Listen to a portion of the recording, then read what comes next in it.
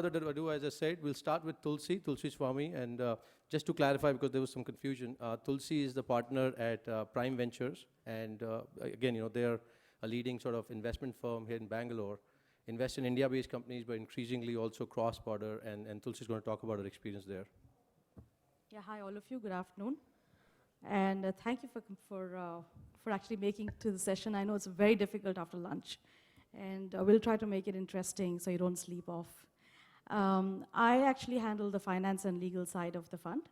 And therefore, all the mundane issues, the necessary evil part of the fund, while the partners do the fun part of finding and investing and all the good stuff. She's referring to us lawyers. No, he is my good friend. Anil is a good friend. He is my accomplice. Yes. So anyway, that's about me, and I'll hand over to Hello, this is Shekhar Kirani. I'm a partner at Axel, an early stage fund, $500 million under management. I look at quite a lot of mobile and enterprise companies, and quite a lot of our companies day one go global. Love to interact and tell what we know about why they have to go and how they have to go, and when they go, what's the benefits out of it. So I'm Sanjay Shah. Basically I've been an entrepreneur all my life. After my undergrad at IIT Bombay, I was in US doing my master's, and then I did a couple of ventures over there. One of them actually brought me back to India. And the last one was Kelta, which got acquired by Invensys, and then right now I'm running another startup called Zapti. All of them have been in the B2B space, and so it's kind of sometimes inundating to see so much of B2C stuff happening and not too much on the B2B side.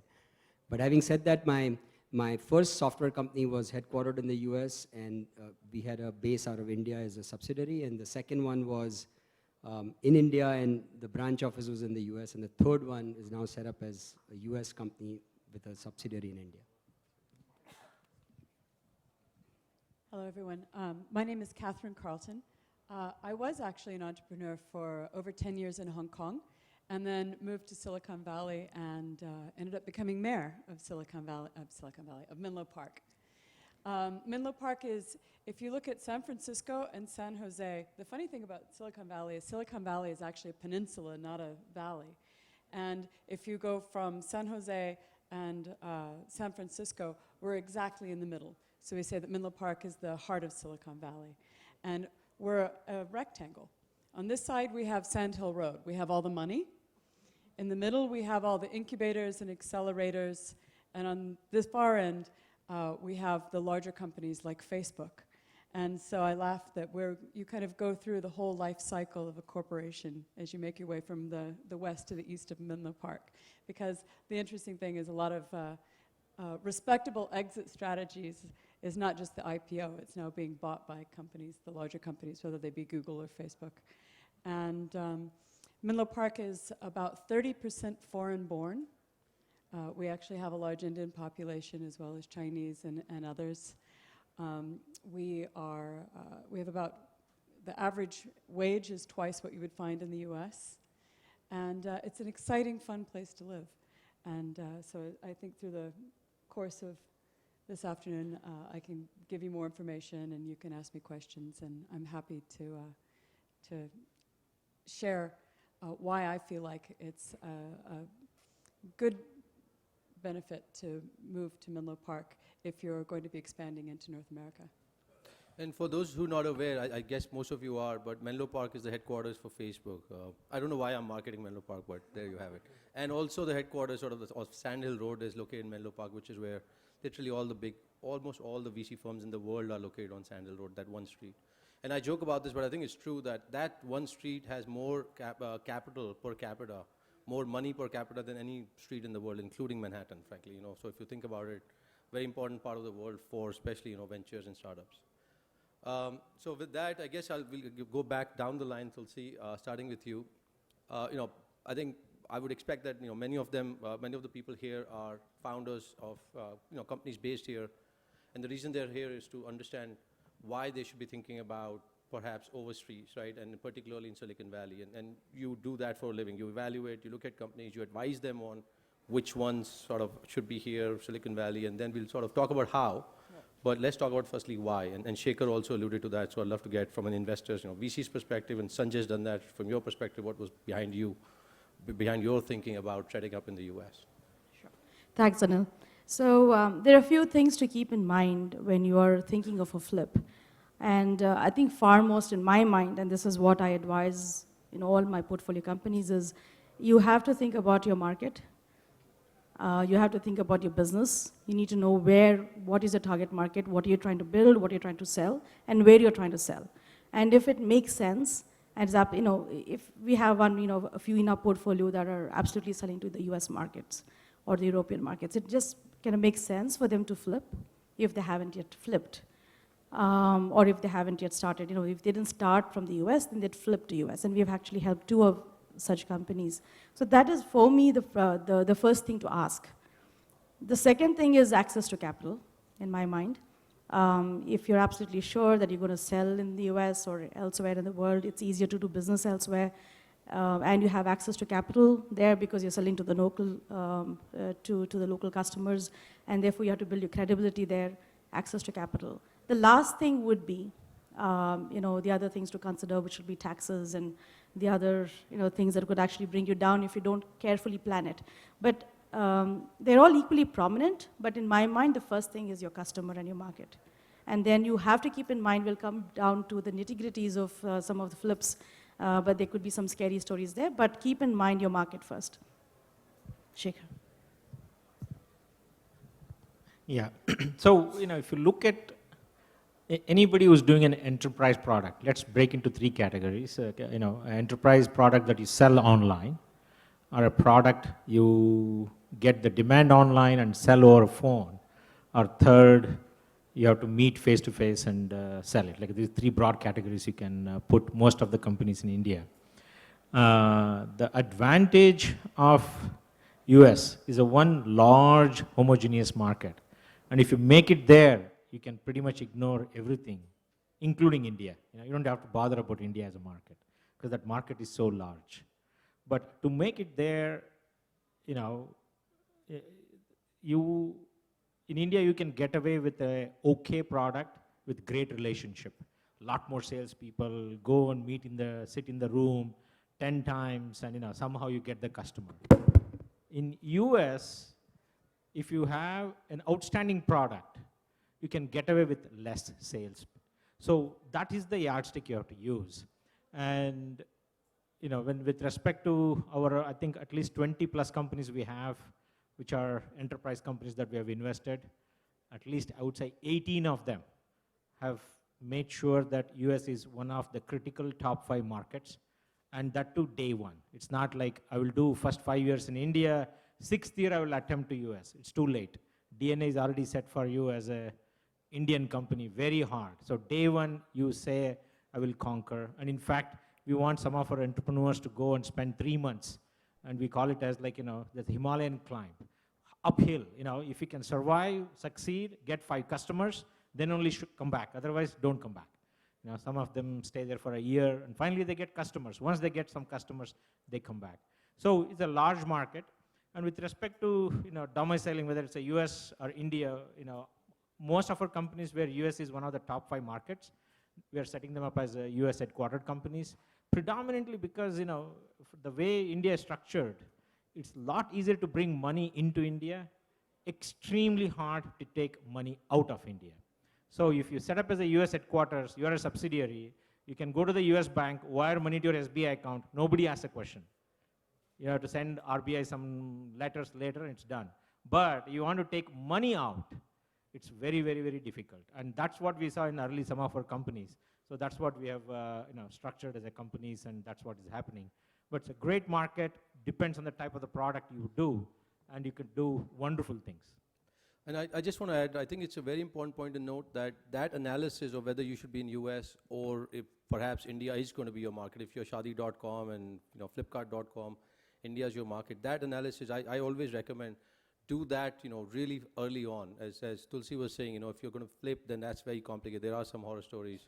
It's very important to get that right and talk to your investors or potential investors and customers, because it is a low-hanging fruit. It's very easy to set up in India, get a few customers because the competition level isn't that high, and you start feeling good about it. But your real test is when you're climbing the mountain, and that's where you might as well. You have to climb that mountain at some point, so it might be early enough to know exactly where you are. So I think doing that analysis, working with people here, is very important as well. And Sanjay, so to you, I mean, that's what you did, right? And your decision. So we'll talk, hear about that as well. I think Shekhar and Tulsi have covered pretty much a lot of the points that I would have talked about. But I think some other things are just the sheer talent and the resources that are available over there.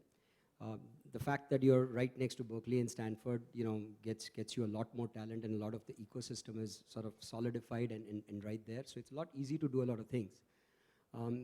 Just a few months back, I was in the US, needed some data around Google Maps for their APIs, and somebody connected me so quickly to a guy called Manik Gupta, who heads the data around Google Maps. And within 4 hours, I was able to get a meeting with him, and I was able to figure out, and those critical issues got resolved very, very quickly.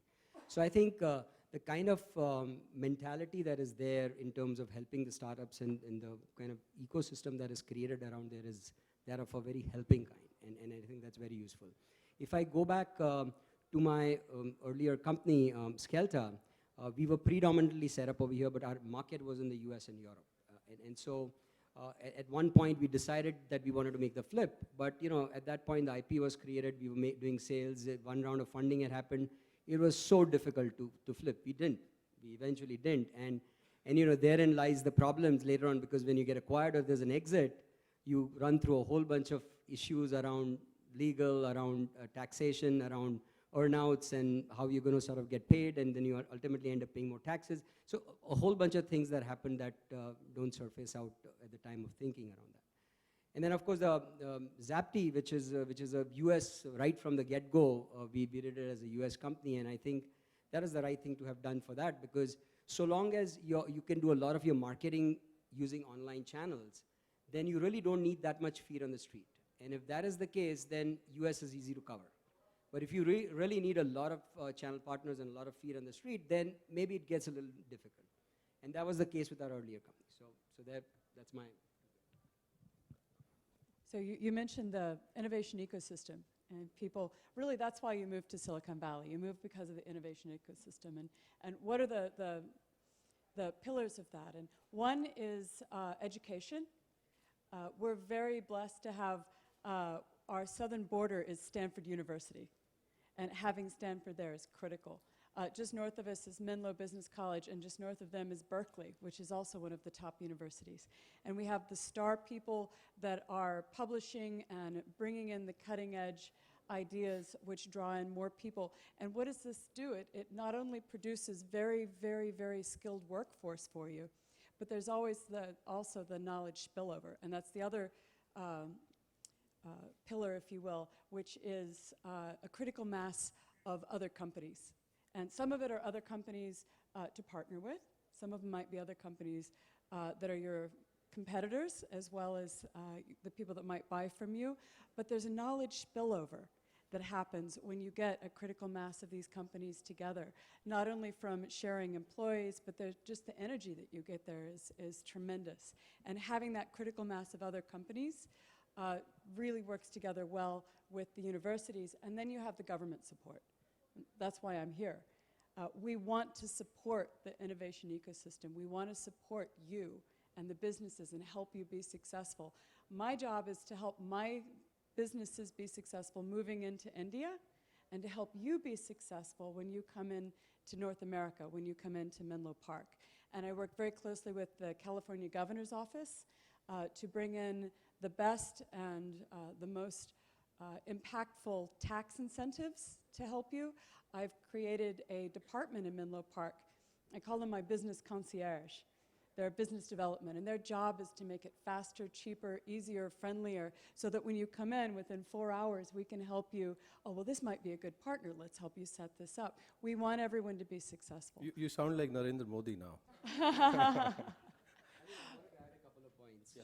Yeah. So I think the other interesting area where you run into difficulties is, of course, the IP protection part, right? I mean, a lot of the customers, the credibility is not there, first of all, that, you're so far away from where the market is, right? So that's one thing that comes into play. But a lot of the customers do want to get protection around, what if you're not there tomorrow? And the laws around IP protection, et cetera, are not that evident, or at least that's not the feeling that is there in the US counterpart. So one of the things that we had to end up doing is do a whole bunch of escrows and make a whole bunch of customers beneficiaries of those escrows where our code base was put in. And it was just a big hassle because every time the code base changes, you have to put all of that over there.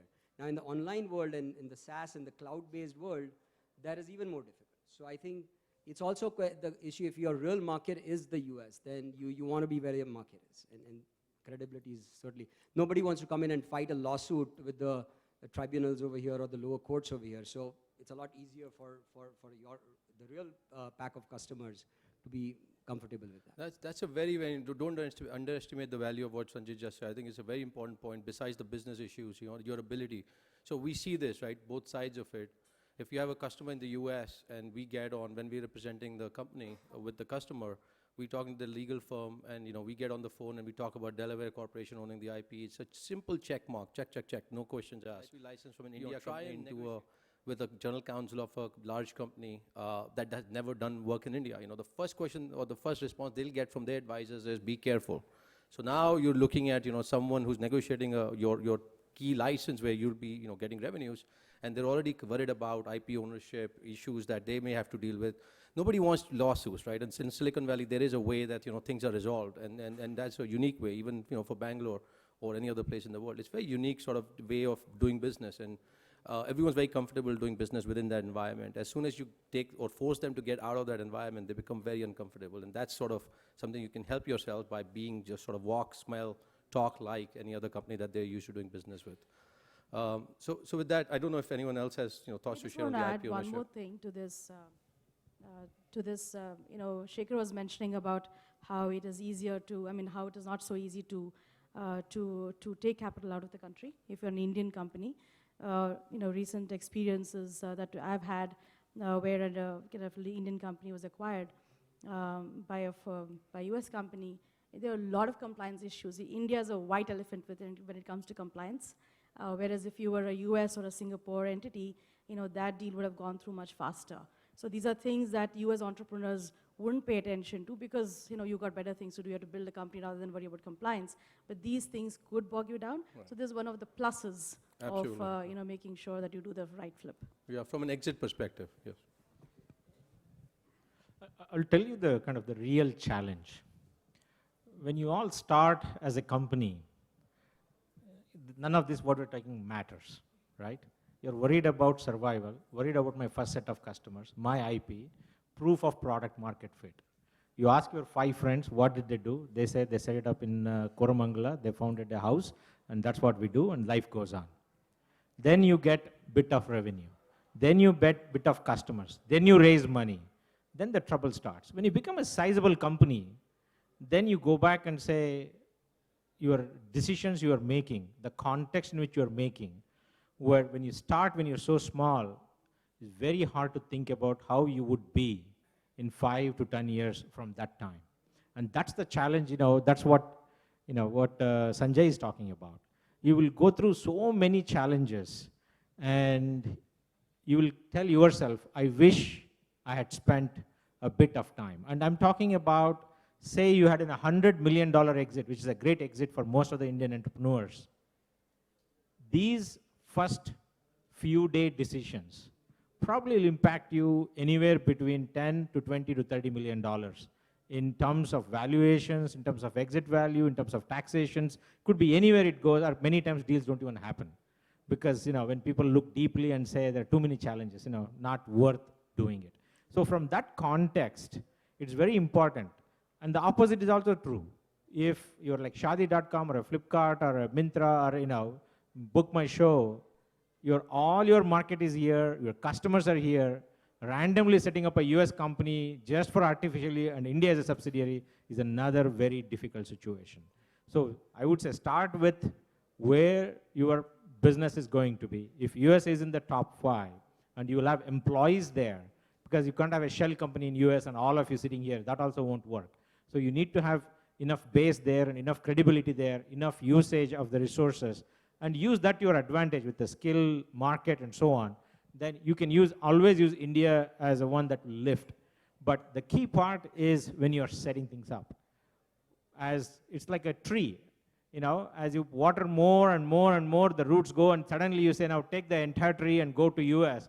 You will extract the tree out. There's a lot of collateral damage. Yeah, and one of the things that Sanjay does, one of the hats he wears besides everything else he does, is he's also on the founding board of this organization called iSpirits. And as part of that, sorry? So Shaker, yes. But as part of that, they're also talking to the acquirers, the potential acquirers. So I think it'll be good to also hear your perspective when you talk to them about, because it's good, as Shaker said, to listen to your friends, but they're not the ones who are going to buy your company for hundreds of millions of dollars, right? You should also talk to the people who are going to do that. And Sanjay is doing that real time, and Shaker is doing that real time. Yeah, and one of the things that I, as a founder of a brand new company, you sort of feel that, I don't even have the product, I don't have the product market fit, I don't have revenues, I have nothing, but I'm still working so hard on trying to figure out how to structure this company. And it's kind of interesting that you have to do that, and you have to do that upfront, because otherwise you really get into a mess. And a couple of guys that I spoke to one was Girish with Freshdesk, and the other one was Capillary, Anish. And both of them said that they had a harrowing experience. I mean, with all the might of Excel, they still had a harrowing experience trying to move and flip the company once you have revenue, once you have IP, once you have all of that. So I think it's better to spend that additional time upfront rather than doing it later. Right. Tulsi, you have to add. So here is where I want to come in and say, you have help.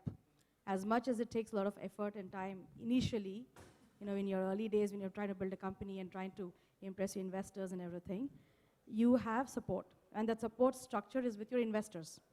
They have their support structures. Talk to their CFOs.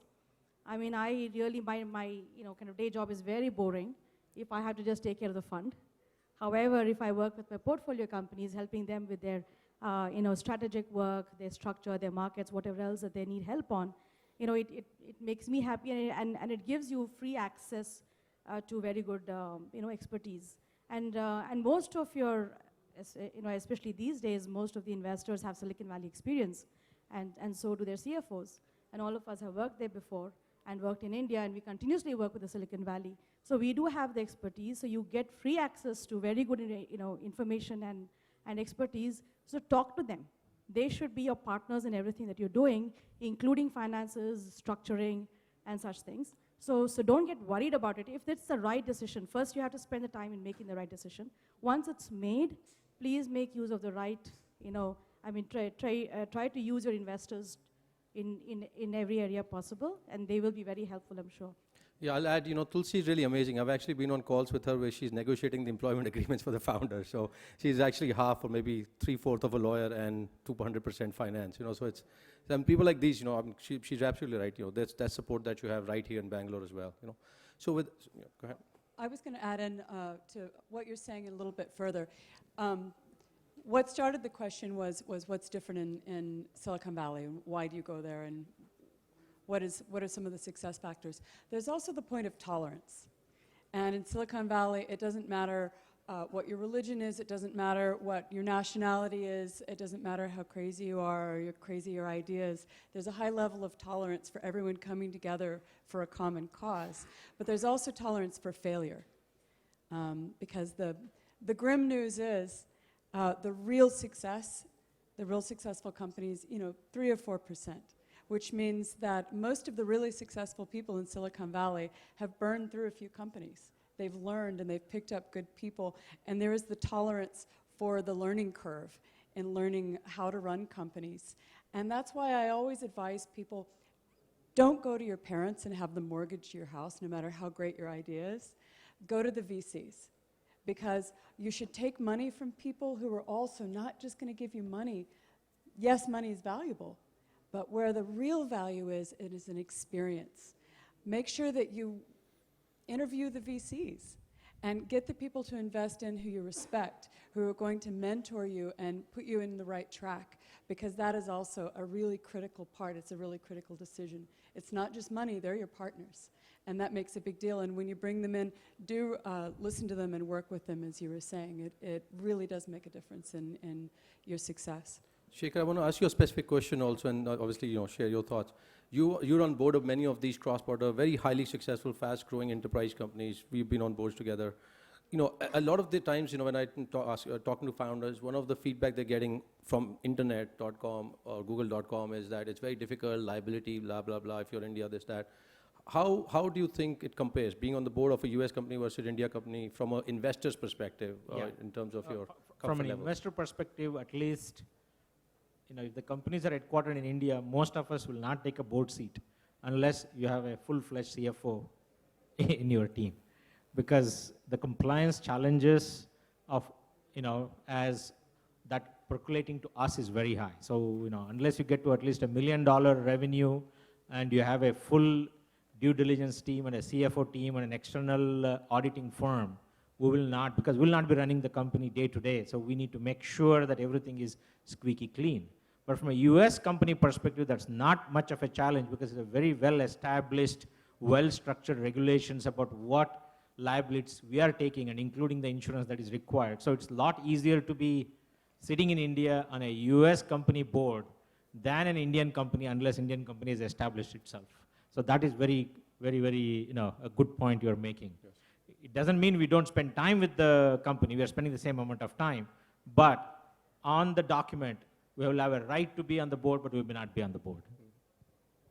No, that's a great point. I think, that sort of allays a lot of concerns. I just want to make sure you guys get the picture. First decision is whether you have to be in India or whether you have to get to US. That's a bigger question.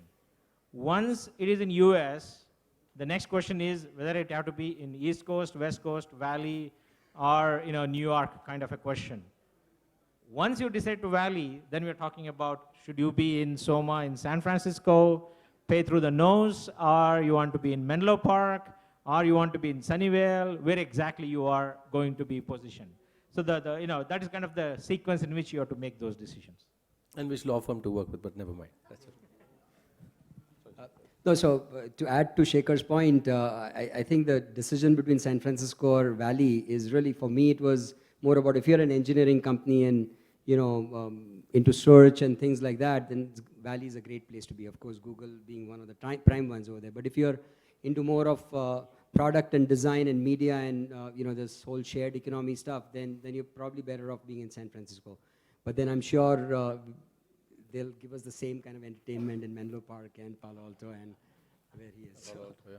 Yeah, and from a legal perspective, just quick sort of clarification, you'll still be a Delaware C Corp, right? So just to be sure, Shekhar is talking about where your operations will be, and that depends on where your market customers, your key hires, management team will be, right? So distinction there. Also, did you have any sort of closing thoughts? Then we'll go into questions. Yeah, so I think I just want to make sure that everyone understands the sequence was very, very important. So you have to spend a little bit of time up front thinking about it with your investors. That's the key. Because once you do that, because we get bogged down with all the details. When you're operating, it's very exciting. But when you're planning and thinking, it is quite boring sometimes. You got to do research. So please make sure you put the time in there. Understand what you want to do. All of these three things that you talked about. Firstly, where do I want to flip? Secondly, where will I be?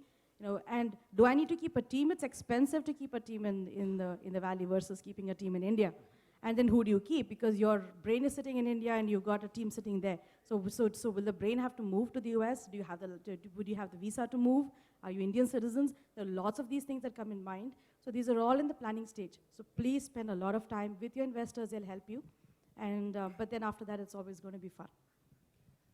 Yeah, so I think also it's very inundating in the beginning when you actually go out to set up the company. I mean, if you want to set it up in the US, then is it going to be a Delaware C Corp or not? Or is it going to be an S Corp, an LLP? What is it going to be? Where is your registered agent? What is a registered agent? What's an employee ID? Where are you going to set up the bank account? Do you need citizenship? Do you need social security number? Lots of questions. So one of the first things that most founders do these days is go to Girish Mathrubootam's blog post 101 on how to set up something in the US. But, honestly, I did all of that and then eventually, and worked with a lot of lawyers over here. Then went to, somehow through iSpirit, I met up with Anil and within literally five days, we were all set up. I mean, most of the things were done. Then, of course, there were ESOP documents and convertible notes, this, that, etc. had to be done, which was all the following. But one thing leads to another. I mean, you know, he introduced us to Silicon Valley Bank, and that turned out to be the best decision we made because it's so easy to deal with them and so quick to operate. Then the other thing is that, you know, you ultimately need a board nominee that comes, that is a US citizen that is sitting out there in the US. And so he introduced to us this company called Escalon, and I think Anurag Pal He's is right somewhere here. He's right in here. NASSCOM. And yeah, I mean, you know, so they basically do a whole bunch of other services like payroll, and they've got a BP over here, so it's not terribly expensive also. So I think a lot of these connections come very quickly one after the other once you get the first footing on the ground. So I think it's not as difficult as it all is made out to be. Shaker? Yeah, And I then just Catherine want will to go. say that, you know, if you have a great product, it's a lot easier to sell, and more importantly, collect money from a US customer than an Indian customer. So we have seen, in fact, we have seen every one of our companies which were in both markets, if they get any traction in US market, they start feeling like, you know, India market, especially enterprise market, is much, much harder compared to the US market. So, but getting traction in US market is much, much harder than India. Well, from my position, I'm a little biased, being the mayor of Menlo Park. But as we said before, Silicon Valley basically is between San Francisco and San Jose. So I always feel that being in the middle means it's easier to get to all your meetings. We've got about 2 million square foot of office space that's being built in the next 3 years, which is why I'm here. It's not actually available right now, but bit by bit, there's more and more office space available. There's more and more happening. So as your companies expand, as you decide you make those decisions and you want to move in, we hope that you consider us, and we hope that you contact us, and we might not be the right fit. You know, if you want to come in and you want to buy a bunch of land and build your own incubator, we're kind of out of land. However, we would be able to help you and say, actually, maybe you should speak to Fremont. You know, we're all friendly, we all work together, and everybody wants to set everyone else up for success. So I'm here. I actually think that Anil's company is a fabulous company in terms of looking at the legal side and the legal structure and put it together. I'm here to help advise on where you can actually physically put it, as well as helping with partnerships. I think you have a great selection of people here, and you've done a great job of putting together a panel. Thank you. I think we have 11 minutes to go for Oh, great. questions. So I just want to acknowledge Mithun Mehta is also here. He runs an accelerator in Fremont, so that to the extent, and he's speaking right after this. So, you know, also check out talking about Fremont. That's, you know, they have a great accelerator, lots of space, and that's what they do.